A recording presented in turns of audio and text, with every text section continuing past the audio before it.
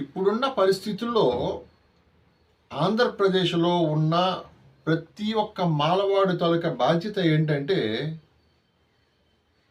డిసెంబర్‌లో వచ్చిన ఎస్సీ వర్గీకరణకు సంబంధించిన జడ్జిమెంట్‌కి సంబంధించి మన ఉద్యమాలు గాని, మీటింగులు గాని, మహాగర్జనలు గాని, సభలు గాని జరుగుతున్నాయి. ప్రతి దానికి కూడా ఆంధ్రప్రదేశ్‌లో ఉన్న ఒక రకంగా చెప్పాలంటే భారతదేశంలో ఉన్న ప్రతి ఒక్క మానవాడు కూడా ఈ కార్యక్రమాలకి అటెండ్ అవ్వడం అన్నది కంపల్సరీ ఇప్పుడు. ఎందుకంటే ఎంత ప్రెషర్ ఇస్తే తప్ప ఒక కొలిక్కి వచ్చే అవకాశాలు అయితే కనబడటం లేదు. మంచో చెడో ఏదో రూపంలో చూసుకుంటే మనకి రాష్ట్రంలో అఖిల భారత మాల సంఘాల సమాఖ్య అంటే జేఏసీ మనకి ఒకటి ఫామ్ అయింది. ఈ జేఏసీకి ఇంతకాలానికి ఒక కాంట్రవర్సరీ లేని ఒక పర్సన్ ఉప్పులెట్టి దేవిప్రసాద్ గారు చైర్మన్గా మనకి ఎన్నికవడం జరిగింది.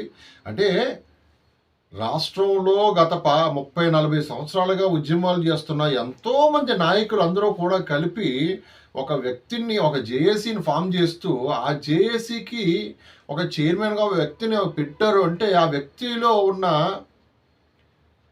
ఏమంటారు మనకి ఒక మంచితనం అనవచ్చు, ధైర్యం అనవచ్చు, తెలివయ్యి ఉండొచ్చు, ఏదైనా కావచ్చు. ఏదైనా ఆ పర్టిక్యులర్ ఆ పోస్ట్‌కి అంటే అఖిల భారత మాల సంఘాల జేఏసీ అని ఫామ్ చేశారంటే ఎంత పై స్థాయిలో ఉన్నదో ఆ స్థాయికి తగ్గ వ్యక్తిని చైర్మన్‌గా ఎన్నుకోవడానికి మిగతా రాష్ట్ర నాయకులు ఎంత తర్జన భర్జన పడి ఉంటారో మనందరికీ తెలిసిందే.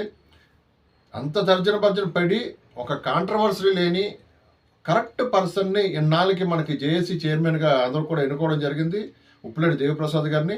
ఆ దేవిప్రసాద్ గారి తాలూకా అడుగులో అడుగేస్తూ మిగతా నాయకులు అందరూ కూడా ఎలాగ ఆయనకి సాయం చేస్తున్నారు, సపోర్ట్ చేస్తూ ఉన్నారు, అది విధాలా సహకరిస్తున్నారు. కాబట్టి అందరమే కూడా ఉప్పులెట్టి దేవిప్రసాద్ గారి నాయకత్వంలో మనం నడవటం అన్నది ఇప్పుడు ప్రతి ఒక్క మాలాడి తాలూకా బాధ్యత.